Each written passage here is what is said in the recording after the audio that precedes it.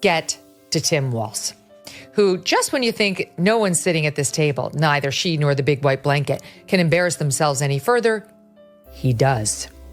She asks him, to her credit, about the carrying the weapons in war, which we know is a lie. He never served in war. He's been stealing valor for quite some time. Tim Walz has long coasted on the comforting image of Minnesota Nice, the approachable governor with the easy smile, the firm handshake, and the aw shucks charm of a neighbor who never forgets your name.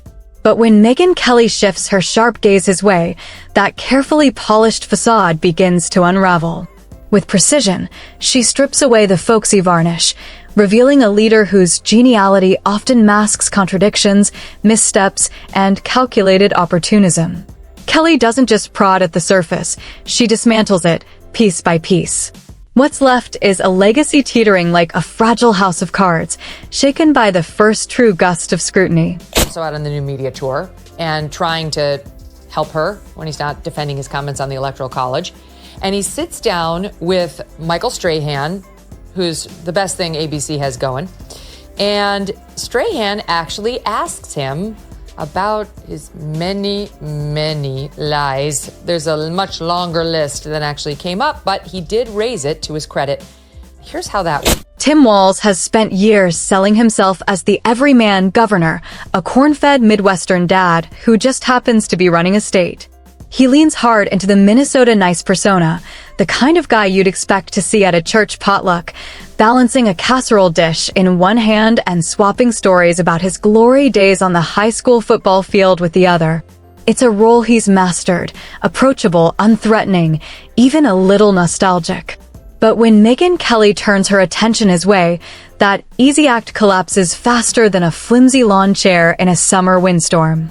Because beneath the smile and neighborly tone lies a politician fluent in contradictions, one who's played every side of the fence, and Kelly isn't leaving a single post standing. That you carried weapons in war, but you have never deployed actually in a war zone. A campaign official said that you misspoke. Did you? Well, first of all, I'm incredibly proud. I've done 24 years of wearing the uniform of this country. Equally proud of my service in a public school classroom, whether it's Congress or the governor. My record speaks for itself, but I think people are coming to get to know me. I speak like they do.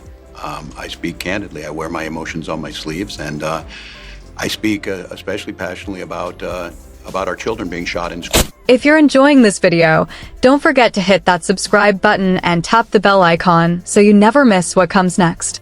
Now, here's the thing. Megyn Kelly doesn't just chuckle at Tim Walz's contradictions. She blasts them wide open, shining a spotlight as bright as a searchlight catching a raccoon rifling through the backyard. Walz has carefully branded himself as the steady hand of the Midwest, the calm, dependable neighbor who always knows what to say. But peel back the veneer, and you see a man fumbling to juggle policies, promising one version of himself to one audience, while quietly offering another backstage. And Kelly? She isn't fooled for a second. To her, Walz isn't the folksy leader he pretends to be. He's the political equivalent of beige wallpaper, bland, uninspired, and impossible to ignore once you see how badly it clashes. Statements that just aren't true. And the comment about weapons of war that I carried in war, which you didn't. You said that you were in Hong Kong during the Tiananmen Square massacre when you weren't. You kind of chalked it all up to bad grammar or getting the dates wrong. Yeah. But your opponents say you lied to make yourself look better. Do they have a point? Well, look, 35 years ago, got the opportunity to be in Hong Kong, be in China, learned a lot about it, served 24 years in the National Guard, passionately, in an instance, talking about gun violence in schools. The trouble with Walz's style of leadership is that it thrives on avoidance. Problems aren't confronted, they're ignored until they crash headfirst into him. Rising crime rates? He shrugs, tosses out a feel-good line about community values, and moves on. Struggling schools? He's front and center for the photo op, smiling in a classroom as if one nod of approval could erase years of decline. Then, just as quickly, he vanishes, leaving real solutions as rare as a Minnesota summer that actually lasts longer than 2 weeks. Megyn Kelly tears into this pattern, exposing how Walz has mastered the art of political theater, not solving problems, but posing next to them, as though proximity alone counts as progress. Fallout continues for Tim Walz on the disastrous performance he delivered, in particular when it comes to his self-described knuckle-headed behavior, which was just his latest in a series of lies. The reason he resorted to, I'm a knucklehead, was he got confronted with his latest lie. But it isn't just the hollow substance that Megyn takes aim at, it's the glaring contradictions that practically write themselves. Walz loves to cast himself as the guardian of small-town values, the kind of leader who claims to speak for church suppers and county fairs. Yet his policies often read like they were drafted in the echo chambers of big city bureaucrats. One moment he's preaching freedom and personal responsibility, the next he's applauding government overreach, so long as it benefits his political allies. Kelly pulls the thread on this double game, revealing Walz not as a steady leader, but as a political chameleon, shifting colors depending on who happens to be watching. People know me. They know who I am. They know where my heart is. And again, my record has been out there for over 40 years to speak for itself. And the idea that you said that you were in war, did you misspeak as the campaign has said? Yeah, I said we were talking about, in this case, this was after a school shooting, the ideas of carrying these weapons of war. And my wife, the English teacher, told me my grammar is not always correct. But again, if it's not this, it's an attack on my children for showing love for me, or it's an attack on... Took chutzpah. Let's go through it. You said you carried weapons in war, but you've never deployed in a war zone. A campaign official of yours said you misspoke. Did you? Well, I'm proud, incredibly proud of my... What really sets the roast on fire is when Kelly digs into how Walz handled crisis. The pandemic didn't just test his governorship, it exposed it. Suddenly, the polished image of steady leadership collided head-on with the messy reality of decision-making under pressure. One day, he was the self-styled guardian of public safety, issuing sweeping mandates like a teacher handing out detentions. The next, he was backpedaling with mixed messages, leaving Minnesotans scratching their heads and wondering which version of the rules actually applied. Kelly points out that calm isn't the same as confident. Sure, Walz never looked panicked on camera, but behind the scenes, his leadership was as chaotic as a garage sale caught in a downpour.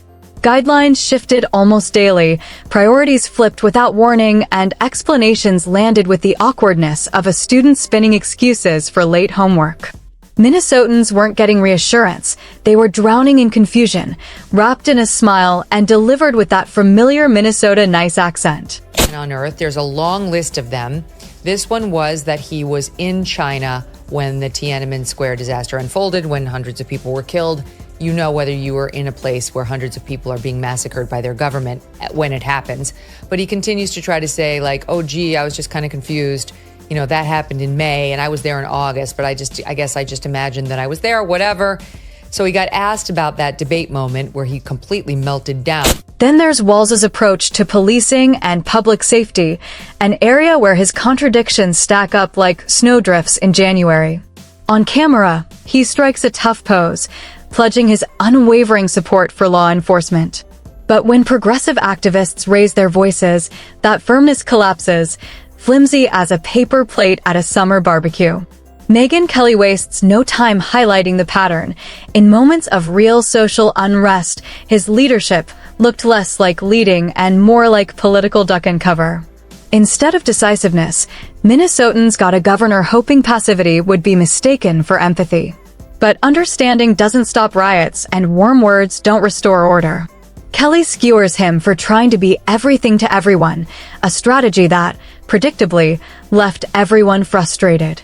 The roast cuts even deeper when she draws a comparison to Minnesota winters, long, grueling, and endlessly filled with promises that spring is right around the corner, yet spring never quite seems to come when it's most needed.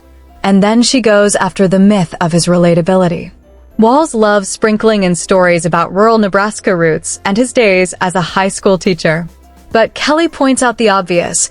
Those anecdotes don't mask the reality that he's now a polished career politician. His everyman persona, she argues, isn't authenticity at all. It's political cosplay dressed up for the cameras. Well, they're comparing this moment by Tim Walz to that because he looked so inept and like a faker, like he didn't belong there and he was trying to convince us of something that wasn't real as he decided to go pheasant hunting. And Charlie, you're a gun guy. You tell me whether this looked authentic to you. Here he is. That's my theory. And it never fits quite right. Never fits quite right. Just not quite right. How do you give it back? Governor, what kind of gun is it? This was a Beretta A400. Kelly doesn't just laugh at the notion that Walz is still one of us. She practically scoffs at it. The reality is, Walz has been tucked inside the political bubble for so long that the only small town he remembers is the one his campaign consultants dream up in glossy speeches. It's a nostalgia that exists only on paper, not in practice. And then comes the economic record, which Kelly dissects with precision. Walz likes to market his fiscal policies as models of steady stewardship, but under his leadership, Minnesota has looked less like a showcase of stability and more like a live experiment in how quickly you can test the patience of taxpayers. High taxes? Check. Budgets bloated beyond recognition? Double check. Yet somehow, with all that money flying out the door, essential services still lag behind. It's the political equivalent of filling your kitchen with every gadget on the shelf and still not managing to cook a meal anyone wants to eat. But Walz's ambitions are no secret. His eyes are locked on a bigger stage. Kelly doesn't just poke fun at that idea, she tears it apart. Because if a man can't manage one state without drowning in contradictions, what hope does he have on the national stage? It's like the guy who burns lemonade at his stand suddenly announcing he's ready to run Starbucks. Ambition without competence isn't leadership, it's fantasy. And Kelly peels back the curtain on a man mistaking applause for achievement and photo ops for real results. Equally proud of my service in the classroom. Did I mention I was a teacher and a coach, an assistant coach? Okay, whatever. But he's more stolen valor. In the classroom, I'm in the classroom. My record speaks for itself. It doesn't actually. You've put a lot of lies into that record that you've been called out on by service personnel. You must clarify, as your campaign had tried to do, and now you appear to be distancing yourself from that clarification. And then here's two pieces of this that are really, I speak like they do. People are coming to get to know me. I speak like they do. I speak candidly. I wear my emotions on my sleeves. And I speak especially passionately about, and then he goes on to blame it on the school shootings. I guess he was upset about school shootings, so he lied. But stop saying you... Kelly pushes further, dismantling the carefully crafted illusion of Wallace as some kind of great unifier.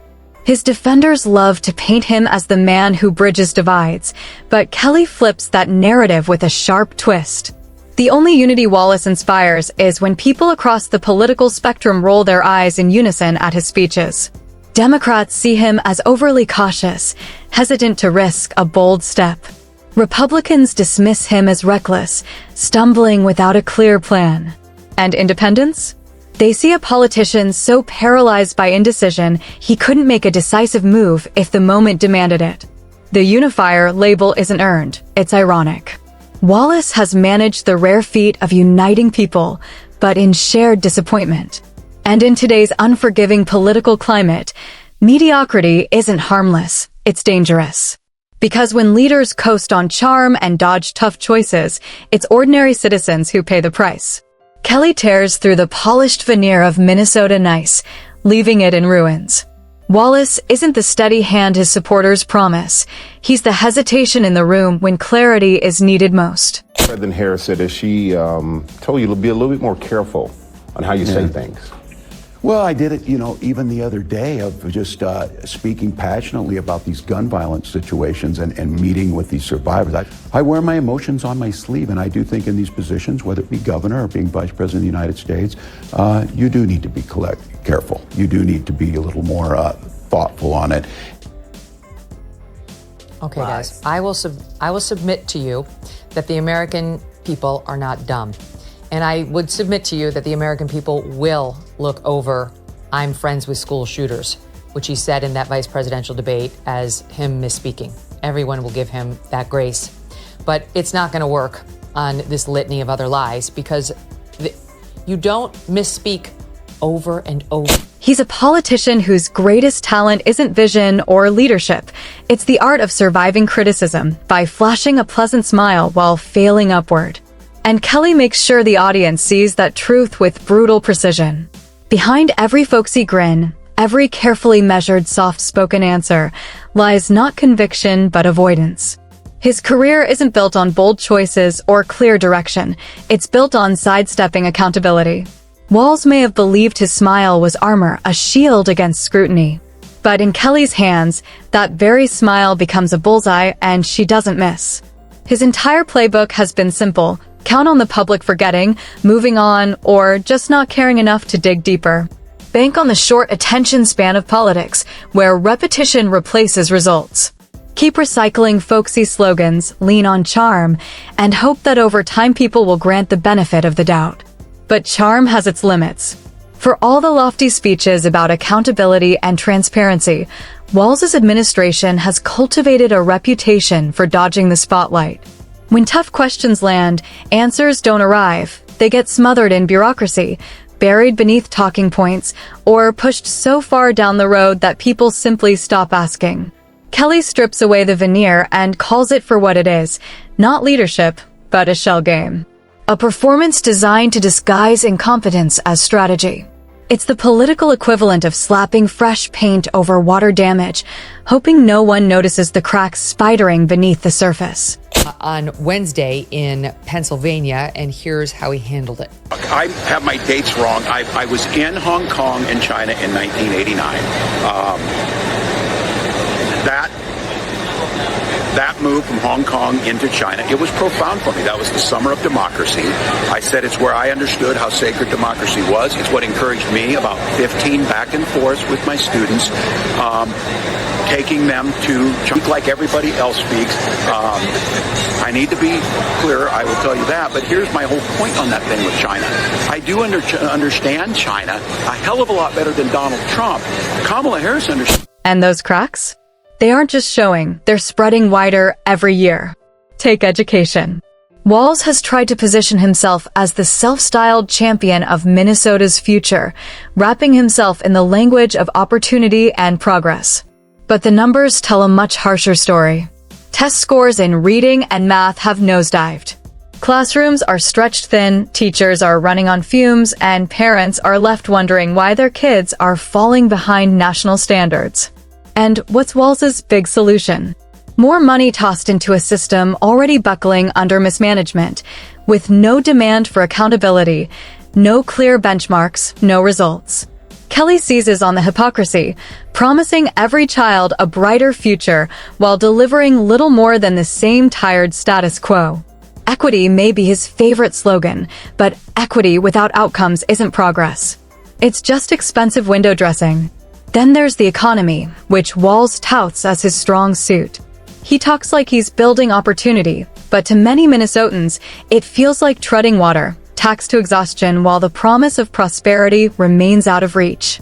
Kelly cuts through the facade, exposing a leader who mistakes polished optics for real outcomes. On an instance there, proud of the service that I've done, proud to be a teacher in that classroom, proud to have been very public all these years and owning it when I, said, look, I was there in August of '89. The policies, whether it be dealing with China and understanding China's human rights record, what you can be certain there is that Kamala Harris and I aren't going to, pick dictators on speed dial. Well, but it's one of the things with trust. So there are going to be some people who say, we can't trust him to even tell the truth about himself. Yeah.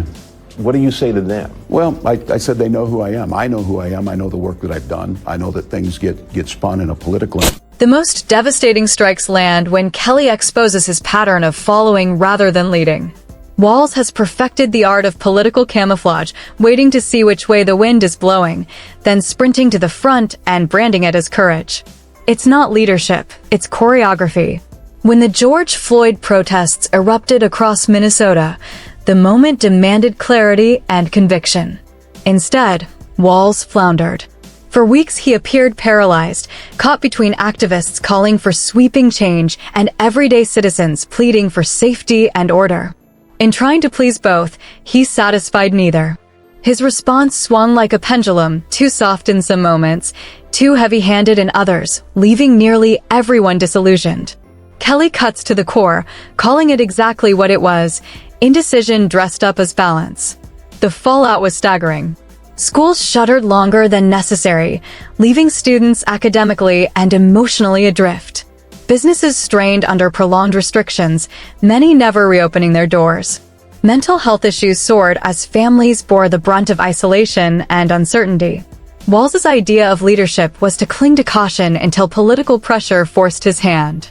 Kelly frames it not as steady governance, but as the story of a governor ruled by fear, leaving families and communities to pick up the broken pieces.